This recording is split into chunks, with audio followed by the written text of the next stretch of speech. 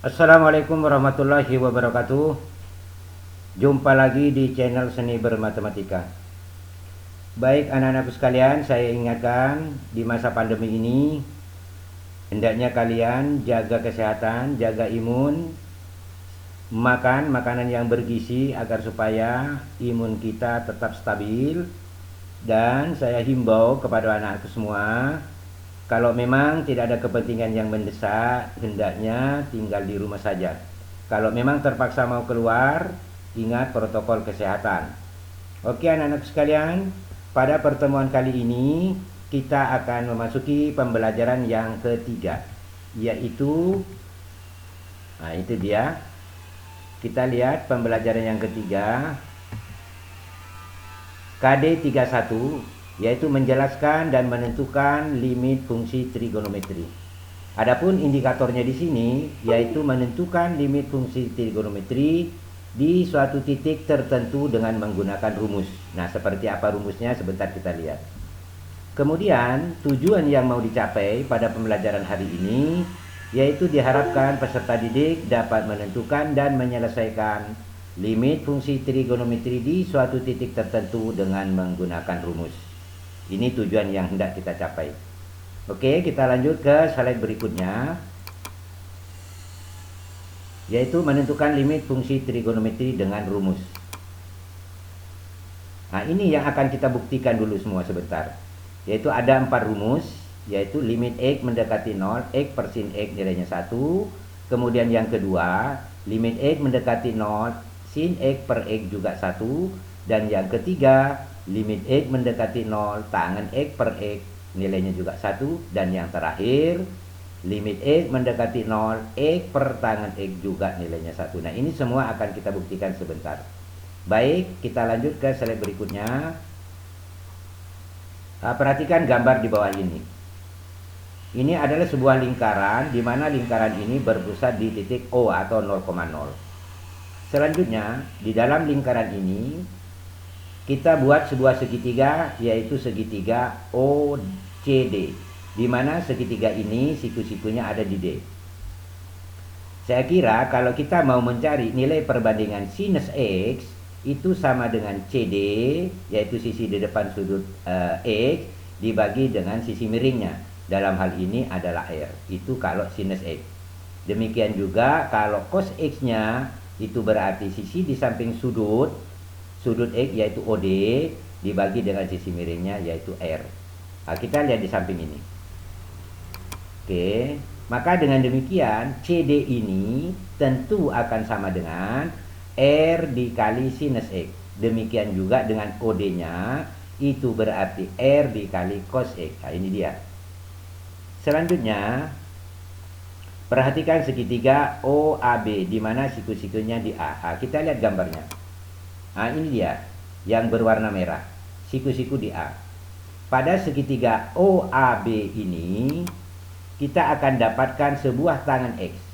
Tangen X itu konsepnya adalah sisi di depan sudut X, dalam hal ini adalah AB, dibagi sisi samping sudut X, yaitu OA. Kebetulan OA ini tidak lain adalah jari-jari lingkaran. Dengan demikian, maka tangen X sama dengan AB per X. Atau AB itu sendiri nilainya adalah R kali tangen X. Saya kira jelas. Berikut, nah ini lihat, berikut dibuat lagi sebuah segitiga, yaitu segitiga OAC, di mana ini garisnya ya, yang ke AC putus-putus. Oke. Kita akan mencari luas segitiga OAC. Luas segitiga OAC. Di mana luas segitiga OAC kita sudah tidak asing lagi, rumusnya 1/2 alas kali tinggi. Dalam hal ini yaitu segitiga OAC, sebagai alasnya adalah OA dan sebagai tingginya adalah CD. Maka dengan demikian luas segitiga OAC adalah 1/2 OA dikali CD, di mana OA-nya tadi di sini tentu adalah R.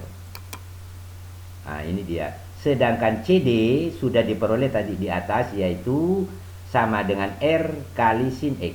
Sehingga dengan demikian, maka luas segitiga OAC sama dengan 1/2 kali R dikali R sin X. atau dapat disederhanakan menjadi 1/2 R kuadrat sin X. Itu luas segitiga OAC. Berikut kita akan mencari juga luas juring.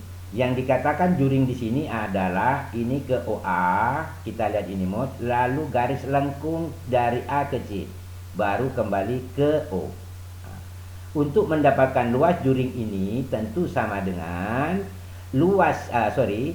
sudut pusat dibagi dengan sudut dalam lingkaran ini, yaitu 2V dikali dengan luas lingkaran, yaitu V dikali R kuadrat. Dan ini jika disederhanakan akan diperoleh, dicoret V-nya menjadi 1/2 X dikali R kuadrat. Ini adalah luas juring OAB. Selanjutnya kita lihat luas segitiga OAB, di mana siku-sikunya di A. Maka luas segitiga OAB sama dengan 1/2 luas A, 1/2 alas, dalam hal ini adalah OA, kemudian tingginya adalah AB. OA-nya sudah diperoleh tadi adalah R, kemudian AB-nya telah didapat di atas adalah R dikali tangen X. Nah, ini dia. Dengan demikian, maka luas segitiga OAB sama dengan 1/2 R kuadrat kali tangen X. Oke, saya kira jelas ya. Berikutnya, kita bisa melihat di sini bahwasanya luas juring yaitu OAC itu berada di antara luas segitiga OAC dan luas segitiga OAB.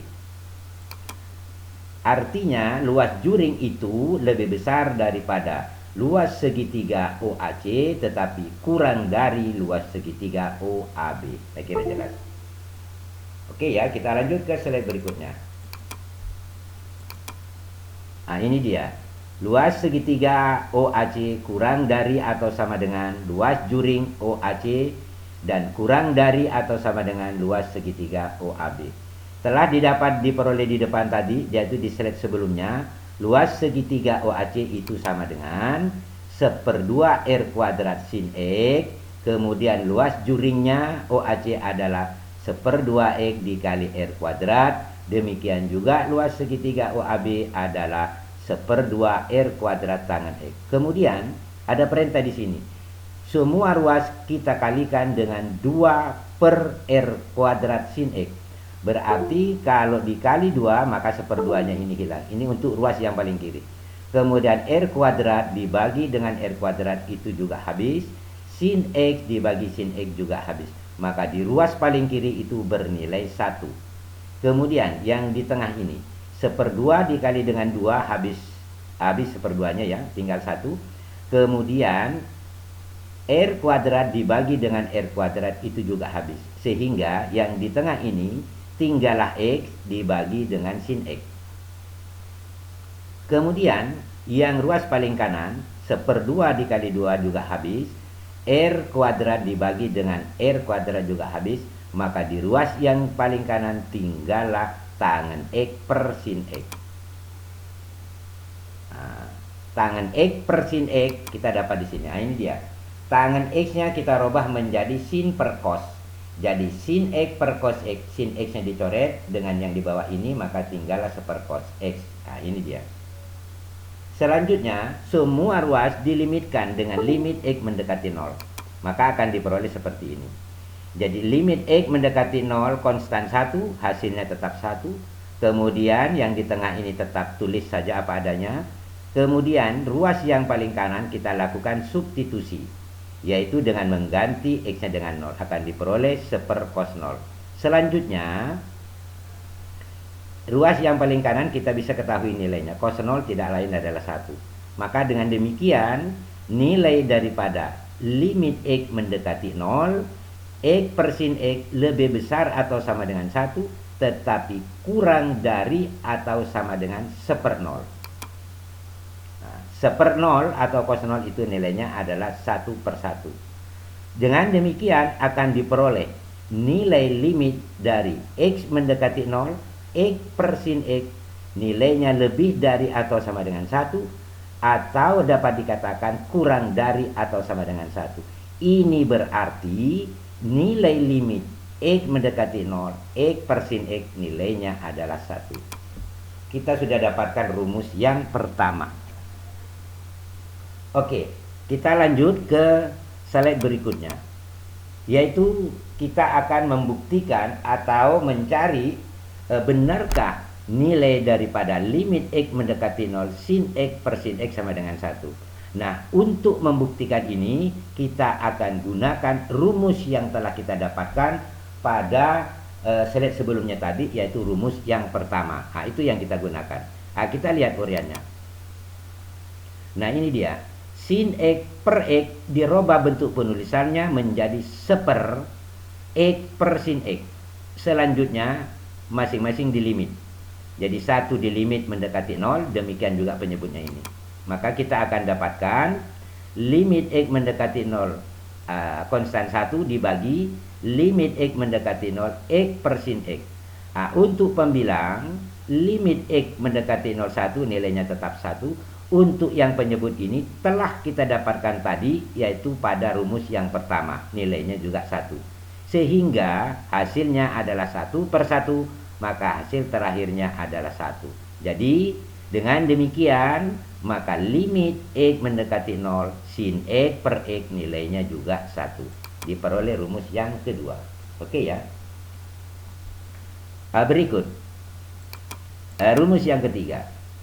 Rumus yang ketiga ini akan kita uraikan dengan menggunakan rumus yang telah kita dapatkan, yaitu bisa rumus yang pertama dan juga bisa rumus yang kedua. Tentu dalam hal ini yang kita akan uraikan atau sederhanakan tidak lain adalah tangan X. Kita lihat uraiannya. Tangan X dalam hal ini kita rubah menjadi sin X per cos X. Jika Anda menjumpai pembagian dan pembaginya itu merupakan pecahan, ketika dirubah perkalian maka penyebut dari pembagi ini menjadi pengalinya. Ini dia. X dikali cos X per sin X. Selanjutnya X dengan sin X ini kita kelompokkannya. Ini kita lihat ini, ditulis ke depan. Jadi limit X mendekati 0 X per sin X. Kemudian cos X nya juga dilimit. Selanjutnya ini sudah kita dapatkan di depan tadi rumusnya, yaitu bernilai 1. Kemudian yang untuk cosnya kita lakukan substitusi, maka kita akan dapatkan, ini dia, ini 1 tadi ya, ini ya, yang ini. Kemudian untuk cosnya kita lakukan substitusi, diperoleh cos 0. Cos 0 tidak lain adalah 1, sehingga hasilnya adalah 1 kali 1 itu sama dengan 1. Dengan demikian maka rumus yang ketiga ini, limit X mendekati 0 X per tangan X juga nilainya 1. Saya kira jelas ya. Selanjutnya untuk yang nomor 4, silakan kalian coba sendiri di rumah sebagai latihan ya. Tentu ini akan mirip penjelasannya, penguraiannya seperti di rumus yang ketiga, yaitu dengan mengubah tangan X menjadi sin X per cos X. Silakan kalian coba sendiri di rumah. Oke. Kita lanjut soal slide berikutnya, yaitu agar kita lebih memahami penggunaan rumus tersebut, maka perhatikan beberapa contoh soal berikut ini. Contoh yang pertama. Limit X mendekati 0, tangan 3X dikurang sin 2X dibagi X. Cara penyelesaiannya kalau demikian, maka masing-masing kita bagi X. Artinya kita kelompokkan. Kita lihat penyelesaiannya. Ini dia. Jadi limit X mendekati 0, tangan 3X kita bagi X. Lalu dikurang, dikelompokkan ya. Dikurang sin 2X dibagi dengan X. Jadi dipisah. Kemudian masing-masing dilimit dengan menggunakan, yaitu limit X mendekati 0. Ini dia. Supaya menuju ke rumus dikatakan bernilai 1 tadi, maka koefisien X-nya ini kita samakan dulu. Di sini penyebutnya koefisiennya 1. Sedangkan untuk pembilang penyebut koefisien daripada X adalah 3. Supaya menuju ke rumus bernilai 1, maka penyebut daripada X ini kita kalikan 3. Ini dia. Supaya nilainya tidak berubah, maka pembilangnya juga harus dikali 3. Ini dia. Kemudian demikian juga dengan sin 2X per X. Supaya menuju ke rumus, maka penyebutnya kita kali 2. Supaya nilainya tidak berubah, pembilangnya juga dikali 2A. Ini dia. Selanjutnya 3 ini bisa keluar dari limit, diperoleh yang ini ya. Kemudian 2 ini juga keluar dari limit, diperoleh ini. Lanjutannya ini sudah bisa kita katakan bernilai 1 hasil limitnya. Demikian juga ini bernilai 1. Akibatnya diperoleh 3 dikali 1 dikurang 2 dikali 1. Maka hasilnya adalah 3 dikurang 2, hasil terakhirnya adalah 1. Itulah hasil daripada limit contoh yang pertama. Oke ya, kita lanjut ke contoh yang kedua. Nah ini dia. Limit X mendekati 0, sin 4X ditambah 2X, tangan 2X dibagi tangan 3X dikurang sin X. Jika Anda menjumpai soal seperti ini, maka hendaknya baik pembilang maupun penyebut kita bagi dengan X. Nah, ini dia. Jadi pembilangnya kita bagi X, penyebutnya bagi juga dengan X. Selanjutnya dilakukan pengelompokan seperti contoh yang pertama tadi. Jadi sin 4X dibagi X ditambah tangan 2X dibagi X. Demikian juga dengan penyebutnya. Kita lihat. Nah ini dia. Supaya menuju ke rumus, ingat tadi, maka penyebut daripada X ini kita kali 4. Supaya nilainya tidak berubah, maka pembilang atau angka di depannya sin juga dikali 4. Nah ini dia. Jelas ya. Kemudian ditambah, tetap ditambah. Supaya ini menuju ke rumus, maka penyebut daripada X ini kita kali 2. Karena di atas koefisien X-nya adalah 2. Supaya tidak merubah nilai, maka angka di depannya tangan 2X ini juga kita kali 2. Berarti ini. Saya kira jelas. Demikian juga dengan penyebutnya ini. Oke ya. Lalu 4-nya ini bisa keluar, dan 2-nya bisa keluar, 3-nya juga bisa keluar. Sehingga hasilnya ini limitnya adalah 4 dikali 1. Nah ini dia. Kemudian ditambah 2 dikali 1. Ya karena limit daripada tangan 2X per 2X itu nilainya 1. Kemudian untuk penyebut 3-nya ini dikeluarkan. Maka akan diperoleh 3 dikali limit X mendekati 0. Tangan 3X per 3X nilainya juga 1. Sedangkan ini sudah ada di rumus tadi yaitu 1. Untuk pembilang 4 kali 1 4 ditambah 2 kali 1 2 akibat dengan demikian maka pembilangnya hasilnya adalah 6. Untuk penyebut 3 kali 1 3, kalau dikurangi 1 maka menjadi 2. Hasil terakhirnya adalah 6 per 2 atau sama dengan 3. Itulah contoh yang kedua, nilai limitnya sama dengan 3. Oke, kita lanjut ke contoh yang ketiga. Nah ini dia. Contoh yang ketiga ini beda dengan contoh 1 dan 2. Kalau contoh 1 dan 2 tadi limit X-nya mendekati 0. Lalu bagaimana cara penyelesaiannya jika Anda menjumpai soal seperti ini? Mari kita lihat penyelesaiannya. Langkah yang pertama, nah ini langkah yang pertama, dikeluarkan 2-nya dulu.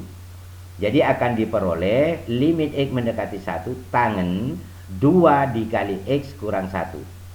Demikian juga penyebutnya, keluarkan angka 3-nya, akan diperoleh 3 dikali buka kurung X kurang 1 lalu tutup kurung. Selanjutnya kita misalkan, yaitu kita lakukan pemisalan. Jadi harus Anda mengubah limit X mendekati 1 ini menjadi limit mendekati 0. Caranya kita memisalkan X kurang 1. Jadi X kurang 1 kita misalkan dengan Y. Jika X-nya mendekati 1, kalau dikurang 1 maka Y-nya pasti mendekati 0. Saya kira jelas. Maka dengan demikian untuk X mendekati 1 kita sudah bisa ganti dengan Y mendekati 0. Kemudian X kurang 1 kita bisa ganti dengan Y. Akan diperoleh seperti ini. Jadi limit Y mendekati 0 tangan 2Y. Karena X kurang 1 sudah dianggap sebagai Y. Jadi tangan 2Y dibagi dengan 3Y. Supaya menuju ke rumus, maka penyebutnya ini saya kalikan 2 dulu. Jadi 3-nya saya pindahkan ke depan sedikit penulisannya. Saya kali 2 Y-nya untuk penyebut. Supaya nilainya tidak berubah, maka pembilangnya atau di depannya tangan ini saya juga kali 2. Kemudian 2 per 3 bisa keluar dari limit. Kemudian limit Y mendekati 0 untuk tangan 2Y per 2Y itu nilainya 1. Sehingga hasilnya adalah 2 per 3 kali 1. Maka hasil terakhirnya adalah 2 per 3. Oke, saya kira jelas. Kita lanjut slide berikutnya. Nah, ini latihan soal, ada 3 nomor. Untuk yang pertama, soal yang pertama, latihan soal ini mirip dengan contoh soal nomor 1. Sedangkan nomor 2 mirip dengan contoh soal nomor 2. Sedangkan nomor 3 mirip dengan contoh soal nomor 3. Saya harapkan bahwa latihan soal ini hendaknya kalian kerja agar kalian tambah mahir dalam menyelesaikan limit fungsi trigonometri dengan menggunakan rumus. Mudah-mudahan pertemuan kali ini ada manfaatnya. Diingatkan kembali, jaga kesehatanmu di masa pandemi ini. Kalau memang tidak terlalu penting, hendaknya jangan tinggalkan rumah. Oke? Saya kira sampai di sini. Wabillahi taufik wal hidayah. Wassalamualaikum warahmatullahi wabarakatuh.